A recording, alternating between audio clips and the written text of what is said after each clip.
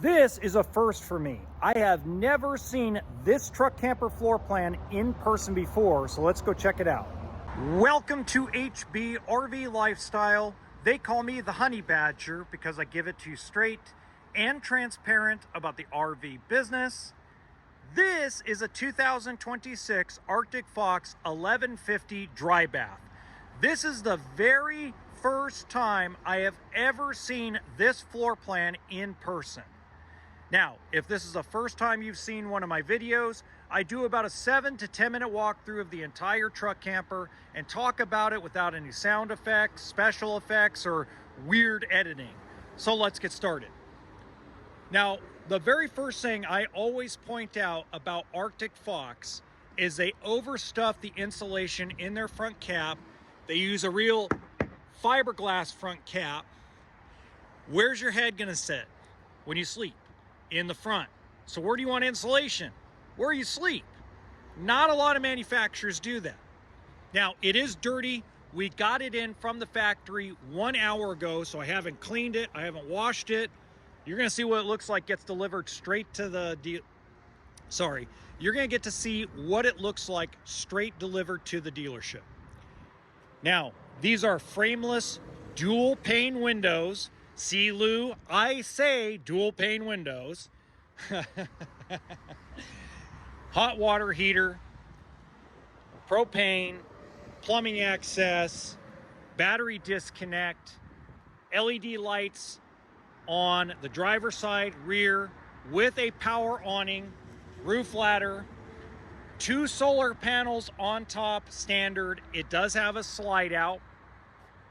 Now, there's a couple things I want to point out before we get started inside. First off, you do get a propane generator. You also have a weight sticker that shows the weight at 3,874 pounds.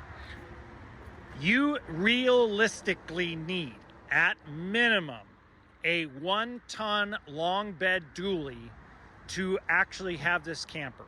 That's my opinion. If someone wants to differ from that and say you can do a smaller truck, it's up to you to say that.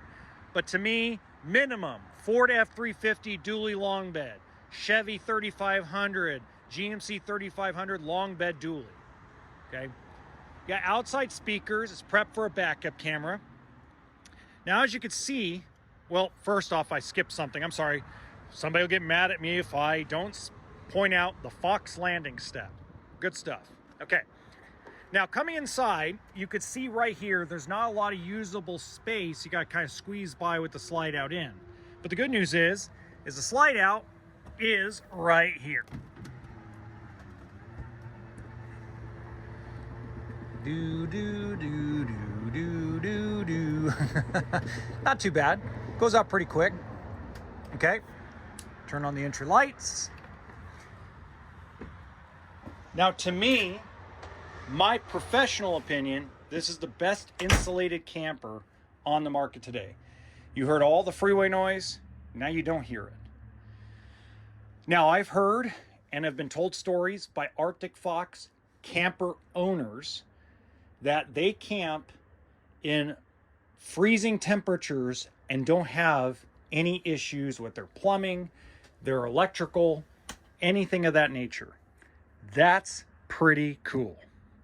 Now, what makes us unique is here in the back, I was told this is a dry bath. So it's not a wet bath. Toilet and shower are separate with, looks like a linen closet, medicine cabinet that showed my ugly face, drawer, access to plumbing, and the toilet paper roll is not in the shower like the 990 and like the 811. Now, apparently, they do make a wet bath version of this, but I have not seen that yet either. I've only seen the dry bath now. It's the first time I've ever seen this real camper. Reminds me a lot of the 990, except for it looks like over here, we have some extra space here for like hangable closet space, or maybe you could turn that into a pantry. Area for spices and maybe some dry goods. Extra drawers for extra storage. Ooh, not bad. Got your 12 volt refrigerator, freezer, booth dinette that turns into a bed, and it looks like it has the same fold down bunk that a lot of the Arctic Foxes have. So that's pretty cool. A little bit of storage and access to the furnace plumbing. Same drawer. I mean, a lot of this is the same, just bigger. You even have the pull-out pantry, it looks like. Yep. Pull-out pantry. So a lot of the same things that they put in the smaller campers, but there's just a lot more space in here. A lot more room. Here we go. 3-burner stove, oven, microwave, air conditioner, furnace. I mean, everything you need. Now, one thing I will say is I have figured out that if you don't turn on the cab over light over here, the entire 12-volt system on this side doesn't work. Don't know why that is. Maybe Arctic Fox can explain that to us in the comment section. But that's common with just about Wolf Creek, about every Wolf Creek and every single Arctic Fox truck camper. Now, I'm not going to climb up here all the way because my knee is killing me. But just looks, that's part of the bunk bed, by the way. I found that out. That's your step and extra table area. Cubbies on every side. Oh, screw it. I'll climb up there. Oh, my knee. Oh, good Lord. Why not? Okay.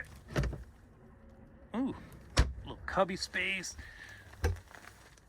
I'll only open up one side because my my knee, that's killing. Oh. So overall, I do love this layout. I love Arctic Fox truck campers in general. Now, if this is too heavy for your truck, if you don't have a 1-ton dually, but you have a long bed truck, I do have an option for you. In the top right-hand corner, there's another Arctic Fox truck camper I think will work better if you got a single rear 1-ton or even certain 3/4 ton trucks. Until next time, remember that RV always stands for toolkit and sense of humor.